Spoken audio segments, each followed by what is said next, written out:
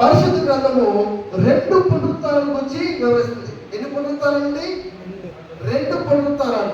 అవేమిటి అని మనం చూసినట్లయితే, మొదటిది జీవ పునరుత్థానము, రెండవది తీర్పు పునరుత్థానము.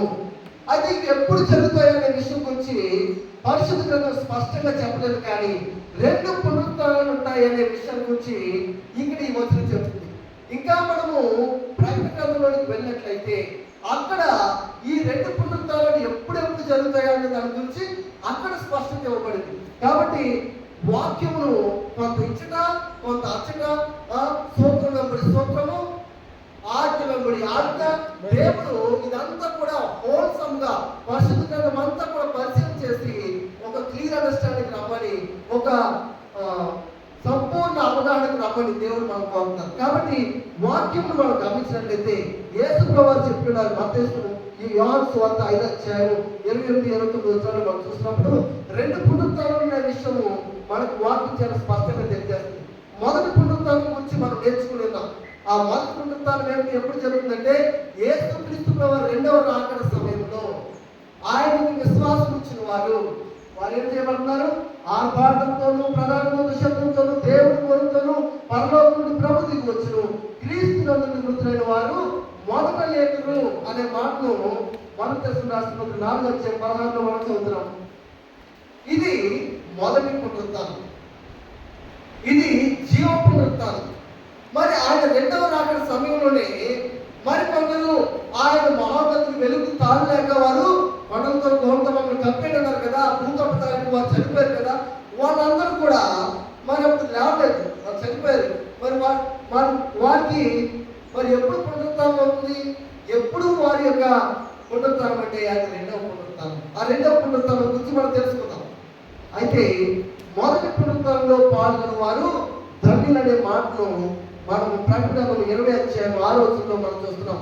ఈ మొదటి పునరుత్థానంలో పాల్గొన్నవారు ధన్యులను పరిశుద్ధులైన ఉన్నారు. కారణం ఏంటంటే వారు యేసుక్రీస్తు ప్రభువు రాకడ కొరకు ఎదురు చూసిన వారు. వారికి యేసుక్రీస్తు ప్రభువు రెండోసారి వచ్చినప్పుడు ఇదిగో మనం ఎదురు చూస్తున్న మన ప్రభు అని ఆయన స్వాగతిస్తారు. ఆయన రాకడలో ఎత్తబడి వారు ఉన్నారు. శేషించిన జనాంగంలో ఉన్నటువంటి వారు ఆ రాకడ సమయంలో ఎత్తబడతారు. అయితే పిల్లారా, ఈ మొదటి పునరుత్థానంలో పాల్గొనే వారు తండ్రులు అనే మాటను ప్రకటన 20వ అధ్యాయం 6వ వచనంలో మనం చదువుతున్నాం. అంటే మరొకసారి వాక్యం చాలా స్పష్టంగా తెలియజేస్తుంది. 2 వర్గాల ప్రజలు ఉంటారు. ఒక వర్గము రక్షించబడిన వారు, రెండవ వర్గము రక్షించబడిన వారిని ఇది వరకు ప్రెజెంటేషన్ లో మనం నేర్చుకుంటున్నాం.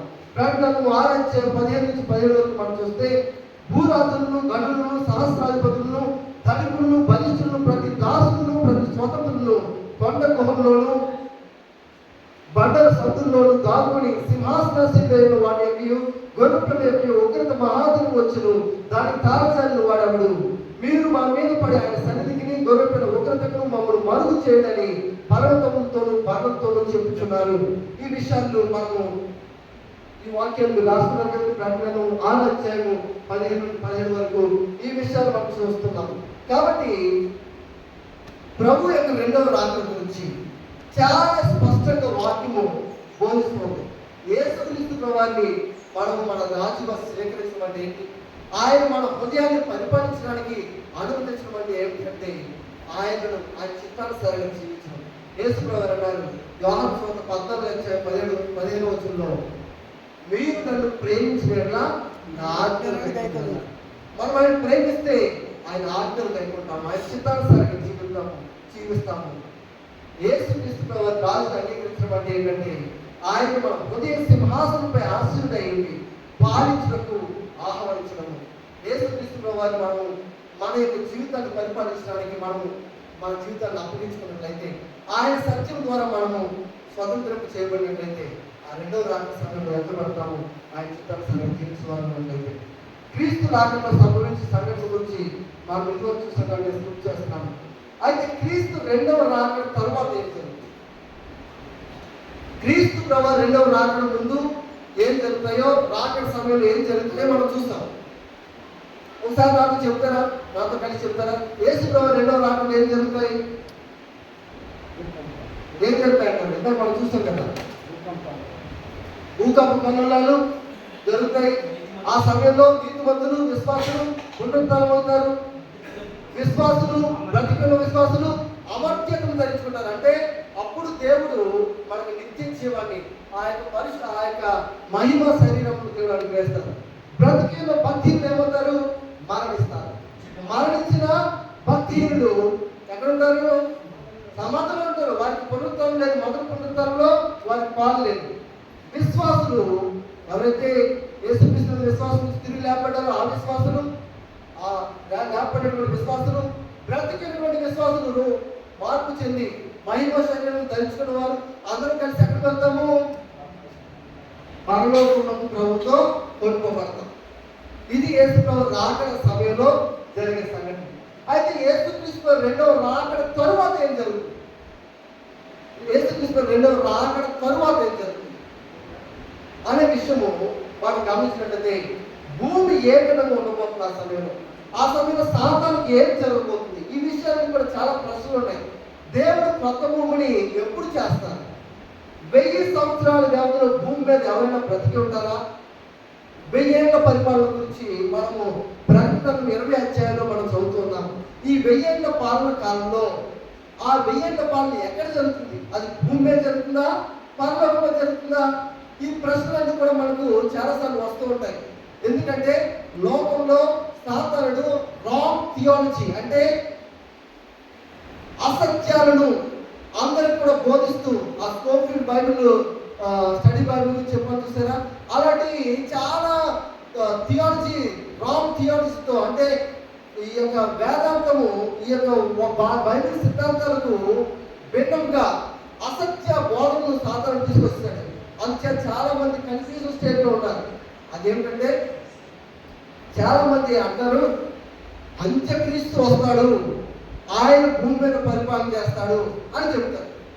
మీ దగ్గర అందరి దగ్గర బైబిల్ గ్రంథాలు ఉన్నాయి కదండి, మీ దగ్గర ఎంతమంది బైబిల్ ఉన్నాయి?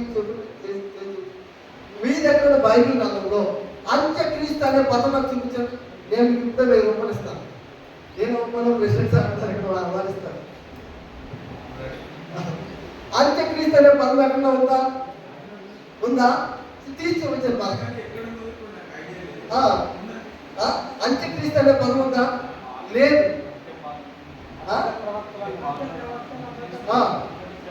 చెప్పండి. అబద్ధ ప్రవక్తలు అబద్ధ క్రీస్తులు వచ్చి సాధ్యమైతే ఏర్పరచబడిన వారిని సైతం మోసపరుస్తారని మాట రాయబడింది. అంత్యక్రీస్తు అనే పదం ఎక్కడా లేదు. యాంటీ క్రైస్ట్ అనే పదం ఉంది. ఏంటి? Anti Christ. యాంటై క్రైస్ట్ అంటే తెలుగులో క్రీస్తు విరోధి. కానీ చాలా మంది బోధకులు ఏం బోధిస్తున్నారంటే అంత్యక్రీస్తు అని ఆయన ఒకడు వస్తాడంట, ఆయన భూమి మీద 1000 ఏళ్ళు పరిపాలన చేస్తాడంట అని బోధిస్తున్నారు. కానీ బైబిల్ గ్రంథంలో ఉందా? లేదు. కొందరు ఏం బోధిస్తున్నారంటే ఈ యొక్క 3 రోజుల ట్రైనింగ్ లో మనం అన్ని నేర్చుకోలేదు, కానీ కొన్ని విషయాలు నేర్చుకుంటాము. ఇంకా మనము బైబిల్ ఇంకా అధ్యయనం చేసి కొద్ది సారాన్ని నేర్పిస్తుంటారు. మేము కూడా యూట్యూబ్ లింక్ ఇస్తాను. నా నెంబర్ డిస్ప్లే చేస్తారు కదా, అందులో మీకు చాలా వివరాలు. మీరు నాకు ఏమైనా ప్రశ్న ఉంటే నాకు కాంటాక్ట్ చేస్తే దానికి తగిన వీడియో నేను పంపిస్తాను. మీరు చూస్తే మీకు చాలా స్పష్టంగా అర్థమవుతుంది. ఓకే అండి. అయితే అంత్యక్రీస్తు అనే పదం ఎక్కడా లేదు బైబిల్. క్రీస్తు విరోధి అనే పదం ఉంది. Anti Christ. యాంటై క్రైస్ట్ ఎవరన్నది రేపు నేను నా ప్రెజెంటేషన్ లో చెప్పబోతున్నాను. ఆ యొక్క క్రీస్తు విరోధి ఎవరు అనే విషయాన్ని మీకు చాలా స్పష్టంగా అర్థమవుతుంది. అయితే ఈ 1000 ఏళ్ల పాలన ఎక్కడ జరగబోతుంది అనే విషయం గురించి మనం పరిశుద్ధ గ్రంథాన్ని అడుగుతాం. ఏదో బోధకులు కాదు, ఏదో బోధ కాదు. మనకు కావాల్సింది బైబిల్ గ్రంథమే మనకు బోధిస్తుంది. ప్రకటన గ్రంథము 20 అధ్యాయము 1-2 వచనాలు మనం చూసినట్లయితే, మరియు పెద్ద సంఖ్యలను చేత పట్టుకొని అగాధం యొక్క తాళం చెవిగల యొక్క దేవదూత పరలోకం నుండి దిగి వచ్చి చూచితిని. అతడు ఆది సర్పమును అనగా అపవాదియు సాతానును అను ఆ ఘట సర్పమును పట్టుకుని 1000 సంవత్సరములు వారిని బంధించి అగాధములో పడవేసెను. అర్థమవుతుంది. ఇక్కడ ప్రకటన 20 అధ్యాయం 1-2 వచనాలు మనం చూస్తే అక్కడ పరలోకం నుండి ఒక దేవదూత వస్తున్నారు. ఇది ఎప్పుడు జరుగుతుందంటే 19వ అధ్యాయం, ప్రకటన 19వ అధ్యాయంలో మనం చూసాము. యేసుక్రీస్తు యేసుక్రీస్తు రాజులకు రాజుగా ప్రభులకు ప్రభుగా వచ్చున్నారని ఆయన రెండవ రాకడ తర్వాత జరుగుతున్నటువంటి సంఘటన. ఒక దేవదత్త వచ్చి ఎలా వస్తున్నారు? పెద్ద సంఖ్యలను చేత పట్టుకుని అగాధం యొక్క తారం చెందిన ఒక దేవదత్త పరలోకము దిగి వచ్చి చూచుతుంది. అతడు ఆది సర్పమును అనగా అపవాదియు సాతానును అను ఆ ఘట సర్పమును పట్టుకుని 1000 సంవత్సరములు వారిని బంధించి అగాధంలో పడవేసిందనే మాటను చూస్తున్నాం. ఇక్కడి నుండి వచ్చింది ఈ పదం మిలీనియం అనే పదం. మిలీనియం, ఈ మిలీనియం అన్నది ఇది బైబిల్లో ఎక్కడ రాయబడలేదు. మిలీనియం అనే పదం, ఈ పదాన్ని 2 లాటిన్ పదాల నుండి సేకరించారు. ఒకటి మిల్లే, రెండవది ఎన్నియం. అంటే ఈ 1000 సంవత్సరాలు అనే మాటకు లాటిన్ భాషలో ఏం చెప్పారంటే మిలీనియం అన్నారు. ఈ మిలీనియం గురించి మనం గమనించినట్లయితే చాలా మందికి కొన్ని అపోహలు ఉన్నాయి. కొందరేమో ఈ మిలీనియము క్రీస్తు రెండవ రాకడ ముందు జరుగుతుందని కొందరు అనుకుంటారు. కొందరైతే ఈ మిలీనియము క్రీస్తు రెండవ రాకడ తర్వాత జరుగుతుందని కొందరు అంటారు. ఈ రీతిగా కొన్ని అపోహలు ఉన్నాయి. కానీ వాక్యము మనము గమనించినట్లయితే ఈ యొక్క మిలీనియం గురించి వాక్యంలో ఏం చెప్పిందో మనం చూస్తే, వాక్యాన్ని మనం అడిగినట్లయితే దేవుడు మనకు బయలుపరుస్తాడు. ఈ మిలీనియం అనేది క్రీస్తు రెండవ రాకడ తరువాత జరుగుతుంది. అది భూమి మీద కాదు, పరలోకంలో జరుగుతుంది. పరలోకంలో పరిస్థితులు ప్రభుత్వం కలిసి పరిపాలన చేస్తారు. సమయం ఎక్కువగా నేను ఎక్కువ సమయం తీసుకోవడం దాని ముందు స్లైడ్స్ క్లిక్ చేస్తున్నాను. మీకు ఇంకా వివరణ ఇవ్వడం కొరకు నేను వీడియో లింక్ పంపిస్తాను. అగాధం అనగా ఏంటి? ఆ యొక్క అపవాదిని అగాధంలో పడవేసి బంధించినట్టుగా రాయబడింది కదా. అగాధం అంటే ఏంటి? ఇక్కడ అగాధము క్రొత్త నిబంధనలో అగాధం అనే పదానికి ఇక్కడ రాయబడిన పదము అబుసోస్ అనే పదం వాడారు గ్రీక్ భాష. అబుసోస్ అంటే అగాధము. ఆది కాండము 1:2 మనం చూస్తే భూమి నిరాకారంగాను శూన్యంగాను ఉండెను, చీకటి అగాధ జలము పైన కమ్మిండెను, దేవుని ఆత్మ జలముల పైన అల్లాడుచుండెను. ఇక్కడ భూమి నిరాకారంగాను శూన్యంగాను ఉండెను అనే పదానికి చీకటి అగాధ జలముల మీద కమ్మిండిన పదానికి అక్కడ వాడబడినటువంటి పదము భూమి నిరాకారంగాను శూన్యంగాను ఉండెనే పదానికి అక్కడ కూడా ఈ పదం వాడారు అబుసోస్. ఈ అబుసోస్ అంటే ఏంటో తెలుసండి? అగాధము. ఈ అగాధము అంటే దేనికోసం వాడలేదు? ఈ భూమి నిరాకార స్థితిలో ఉన్నప్పుడు, అగాధంగా ఉన్నప్పుడు, ఈ భూమికి ఒక ఆకారం లేకుండా అయిపోయిన పరిస్థితిని అబుసోస్ అనే పదంతో ఉపయోగించున్నారు. కాబట్టి యేసుక్రీస్తు రెండవ రాకడ సమయంలో పరిశుద్ధులు యేసుక్రీస్తుని విశ్వాసం ఉంచిన వారు తిరిగి లేపబడతారు. యేసుక్రీస్తుని విశ్వాసం ఉంచి సజీవుల వారు మార్పు చెందుతారు. కనుక పాటలో వీరంతా కలిసి పరలోకం వెళ్ళిపోతారు. బ్రతికిన భక్తులు చనిపోతారు. సమాధుల్లో ఆల్రెడీ నిద్రిస్తున్నటువంటి ఆ భక్తులు వాళ్ళు లేపబడడం లేదు, వారి సమాధుల్లోనే ఉంటారు. మిగిలిన ఆ యేసుక్రీస్తు రాకడ సమయంలో ఎవరైతే భక్తులు ఉన్నారో వారు చనిపోతారు. చూసారా? వారికి సమాచారానికి ఎవరు ఉండరు. వాక్యం చాలా స్పష్టంగా తెలియజేస్తుంది, వారి కళేబరములు భూమి మీద విడబడతాయి. భూమి ఎలా ఉండిపోతుందంటే యేసుక్రీస్తు రెండవ రాకడ తర్వాత భూమి నిర్జీవంగా నాశనం చేయబడుతుంది. ఇక భూమి మీద జీవం ఉండదు. భూమి ఈ యొక్క భూమి మీద జీవమును దేవుడు పుట్టించక ముందు భూమి ఎలా ఉంది? నిరాకారంగా శూన్యంలో చూసారా? ఆ శూన్య స్థితిలోనికి అబుసోస్ అగాధ స్థితిలోనికి మాత్రం వచ్చేస్తారు. ఆ సమయంలో సాతానుడు 1000 ఏళ్ళు బంధించబడి ఉండమంటే ఏంటంటే సాతానుడు వాడి బెయిల్ పడేటంటే అందరినీ శోధించడం, అందరినీ పాపంలో పడేయడం, వాడి వైపు తిప్పుకోవడం. కానీ బ్రతికినటువంటి పరిస్థితులు మార్పు చెందబడి పరలోకి వెళ్ళిపోయారు. చనిపోయినటువంటి పరిస్థితులు లేకపోయి వారందరూ కలిసి పరలోకి వెళ్ళిపోయారు. బ్రతికినటువంటి ఆ యొక్క చెడ్డవారు దుష్టులు అందరూ కూడా చనిపోయారు. యేసు రాకడ సమయంలో సమాధానం వారు ఏర్పడలేదు. దుష్టులు అందరూ కూడా వాళ్ళందరూ సమాధానం ఉన్నారు. ఇప్పుడు భూమి మీద ఇంకెవ్వరు లేరండి. భూమి మీద ఇంకెవ్వరు లేరు. భూమి నిత్యంగా ఉంది. ఇప్పుడు సాతానుడికి ఎలా ఉందంటే వాడి పరిస్థితి, ఇప్పుడు మనము ఆ రోజు ఏ పని లేదనుకోండి, చాలా మంది ఏమంటారు చేతులు కట్టేసినట్టున్నాయి. చేతులు ఏ పని లేక చేతులు కట్టేసినట్టుంది ఈ రోజంతా అని అంటారు. ఆయనక ఆ 1000 కాలంలో సాతాను ఇంకేం పని ఉండదు.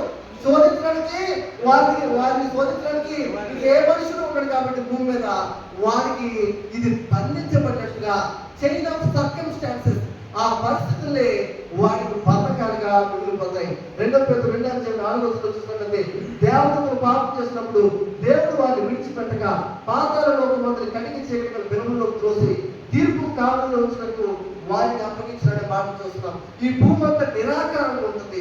ఈ భూమి మీద ఎవరిని కూడా శోధించడానికి సాధన వారికి ఇంకెవరు కనబడరు. ఆ సమయంలో వారికి ఈ 1000 కాలంలో ఇంకెవరు కూడా శోధించడానికి లేక వాడు బంధించబడిన వాడిగా ఉన్నాడు.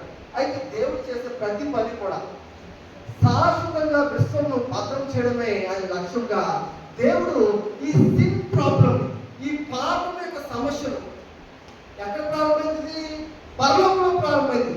ఆ లూసిఫర్ దేవుడికి విరోధంగా తిరుగుబాటు చేశారు చూసారా, అక్కడ నుండి ప్రారంభమైంది. అక్కడే దేవుడు లూసిఫర్ని నాశనం చేసి వాడితో దేవతని అప్పుడే నాశనం చేస్తే ఈ గొడవతో ఉండకపోదు కదా అనిపిస్తుంది కొన్నిసార్లు. కానీ ఒకవేళ దేవుడు అలా చేస్తే దేవుడి గురించి మిగిలిన దేవతలు ఏమనుకునేవారు? దేవుడు భయంకరుడు, దేవుడికి ప్రేమ జాలి కనికరం లేదు, దేవుడికి మనం కూడా ఏదో తప్పు చేస్తే దేవుడు మనల్ని నాశనం చేస్తాడని దేవుడిని భయంతో ఆరాధించేవారు తప్ప భక్తితో ప్రేమతో కాదు. అందుచేత దేవుడు ఈ విశ్వం అంతా చూడాలి, ఈ యొక్క దేవతలందరూ కూడా తెలుసుకోవాలి అని సాతానుని వాడితో పాటు దేవుని మీద తిరుగుబాటు చేసిన దేవతల్ని వాళ్ళందరినీ కూడా ఈ భూమి మీద పడదోసారి చూసారా, వాళ్ళందరినీ కూడా ఎప్పటి వరకు ఈ విశ్వం అంతా చూస్తూ ఉన్నారు. విశ్వంలో అన్ఫారెన్ వరల్డ్స్, ఈ యొక్క విశ్వంలో ఉన్నటువంటి ప్రతి ఒక్కరు కూడా గమనిస్తున్నారు. యేసుక్రీస్తు ఈ లోకానికి వచ్చి భూలోకానికి మానవుల్ని రక్షించడానికి, మానవుల్ని కూడా పాపంలో పడేసిన సాధనుడు రక్షించడానికి వచ్చినప్పుడు యేసుక్రీస్తు శిలువ మీద ప్రాణం పెడుతున్నప్పుడు ఈ మానవాన్ని రక్షించడానికి సాతానుడు ఎంత కుట్రతో వాడు యేసు ప్రభువుని చంపడం కోసం ప్రయత్నించాడో ఇవన్నీ కూడా దేవతలు చూస్తూ ఉన్నారు. యేసు ప్రభువుని సాతానుడు శోధించడానికి ప్రయత్నించాడో లేదా? ఈ లోకంలో ఉన్నప్పుడు ఏమన్నాడు? రాజు రొట్టెలు ఏమన్నాడు? తర్వాత సోదరుడు ఏమన్నాడు? నీవు నాకు నమస్కారం చేయి, లోకరాజ్యం వెళ్ళి నీకు ఇచ్చేస్తాను. కారణం ఏంటి? కారణం ఏంటంటే ఆదాము అవ్వలు ఈ లోక అధికారాన్ని దేవుడు ఆదాము అవ్వలకు ఇస్తే వారు పాపం చేసి ఆ అధికారాన్ని సాతాను చేతిలో పెట్టారు. కాబట్టి సాతానుడు ఈ లోక అధికారిగా వాడు పిలువబడుతున్నాడు. ఈ లోక అధికారిగా పిలువబడుతున్నాడు సాతానుడు యేసు ప్రభువుని నువ్వు నమస్కారం చేయకు, నేను ఈ లోకం అందించేస్తాను. కానీ యేసు ప్రభువు నేను నీ దేవుడైన ప్రభువును తప్ప ఎవరు కూడా నమస్కారం చేయకూడదు, అదే పూజ చేయకూడదు అనే మాటలు చెబుతూ యేసుక్రీస్తు సాతానుని శోధన జయించున్నారు. అక్కడ యేసుక్రీస్తు శోధన జయించి నా ప్రాణం పెట్టి నా ప్రజలు నేను రక్షించుకుంటాను తప్ప నేను రాజీ పడిపోవాలని యేసు ప్రభు నిరూపించుకున్నాను. మన విశ్వాస విషయంలో కూడా యేసు ప్రభువే మనకు మాదిరి. మనం ప్రాణం పెట్టడానికైనా సిద్ధపడాలి తప్ప మన విశ్వాస విషయంలో రాజీ పడిపోకూడదు. రాజీ పడే ప్రసక్తి లేదు. కారణం ఏంటంటే దేవుడు ఇచ్చినటువంటి సత్యం కొరకు, ఈ వాక్యం కొరకు అనేక మంది ప్రభు కొరకు నిలబడి ప్రాణాలు విడిచిపెట్టిన వారు ఉన్నారు. ఈ పరిస్థితి కన్నా మన చేతిలోకి వచ్చిందంటే ఇందాక పాస్టర్ గారు చెప్పారు, ఎంతో మంది కృషి వారిని అల్లాడినటువంటి రోమన్ కథోలిక్ సంఘము ఘోరమైన హింసను గురి చేస్తున్నారు. అయినా సరే వాక్యం కొరకు వాళ్ళు నిలబడ్డారు. కాబట్టి ఈనాటికి దేవుడు వాక్యం మన చేతిలోకి వచ్చింది. సాతానుడు ఈ సత్యాలను మరుగుపరిచేశాడు. ఈ సత్యాలను వెలికి చాలా కాలం పట్టింది. దేవుడు ఆయా సమయాల్లో ఆయా వ్యక్తులను లేవనెత్తుకుని ఈ సత్యాన్ని ఒకటి బయటకు తీస్తూ మనకు అందిస్తూ ఉన్నారు. లోకంలో ఎందుకని ఈ డినామినేషన్లు వచ్చినాయి అంటే ఈ లోకంలో సాతానుడు అందరినీ కూడా ఏదో రీతిగా మోసం చేసి అబద్ధ బోధలో నడిపిస్తూ ఉన్నాడు. కానీ మనమంతా దేవుని యొక్క వాక్యం మీద ఆధారపడి జీవించాలని దేవుడు మాట్లాడుతున్నారు. అందుచేతనే ఈ బైబిల్ ట్రైనింగ్, అందుచేతనే ఈ యొక్క పాస్టర్స్ కాన్ఫరెన్స్ మనకి. ఎందుకంటే మనం ఈ సత్యాలు తెలుసుకోవాలి. సాతాను యొక్క అబద్ధ బోధలో పడిపోకూడదు. ఒక్క విషయంలో తప్పిపోయినా ఏమవుతుంది? మనము అన్ని విషయంలో తప్పిపోయే ప్రమాదం. కాబట్టి ఈ సత్యాలు సరిగ్గా అర్థం చేసుకుంటేనే తప్పుడు బోధ ఏంటో, సత్యమైన వాక్య బోధ ఏంటో మనకు అర్థమవుతుంది. అయితే దేవుడు విశ్వాన్ని భద్రం చేయడమే లక్ష్యంగా ఈ సిన్ ప్రాబ్లం ని చాలా జాగ్రత్తగా డీల్ చేస్తారు. ప్రతి ఒక్కరు కూడా గుర్తించడానికి డీల్ చేస్తారు. దానిలో మనల్ని కూడా పాలుభాగస్తులు చేస్తున్నది మహాసంఘర్షంలో మనం కూడా గుర్తించాలని. దేవుడు ప్రేమమయుడని ఈ విశ్వమంతా గుర్తించాలి. ఆయన ప్రేమమయుడని నిరూపించడానికి దేవుడు లోకం ఎంతో ప్రేమించను కాగా ఆయన తన ద్వితీయ కుమారుడు పుట్టు అనేది విశ్వాసించు ప్రతి వాడు నశింపు నిత్య జీవం పొందినట్లు ఆయన అనుగ్రహించను. ఆయన ప్రేమ చేత ఈ లోకానికి వచ్చి మన కొరకు ప్రాణం పెట్టి ఆయన మనల్ని రక్షించుకున్నారు. అదే రీతిగా దేవుడు నమ్మదగిన వాడని ఈ విశ్వమంతా గుర్తించాలి. అందుచేత దేవుడు ఈ పాపము యొక్క సమస్యను సాతాను విషయంలో దేవుడు డీల్ చేసే విషయాన్ని చాలా జాగ్రత్తగా డీల్ చేసుకుంటూ వస్తున్నారు. ఇక్కడ మనం గమనించవలసింది ఏంటంటే ఈ విశ్వమంతా కూడా దేవుడు ప్రేమమయుడని అందరూ కూడా గుర్తిస్తారు. ఈ దేవుడు నమ్మదగిన వాళ్ళని లోకమంతా కూడా గుర్తించే రీతిగా ఈ యొక్క సిన్ ప్రాబ్లం డీల్ చేయబడుతుంది. అయితే మనం గుర్తించవలసిందంటే ఈ లోకంలో దేవుడు క్షమించలేని పాపం అంటూ ఏది లేదు. ఆయన ప్రేమతో తొలగించటకు ఏ పాపం కూడా తొలగించలేని చీకటి కాదు. ఏంటంటే అది ఎంత ఘోరమైన పాపం అయినప్పటికీ దేవుడు ఆ పాపాన్ని క్షమించగలడు. సమయం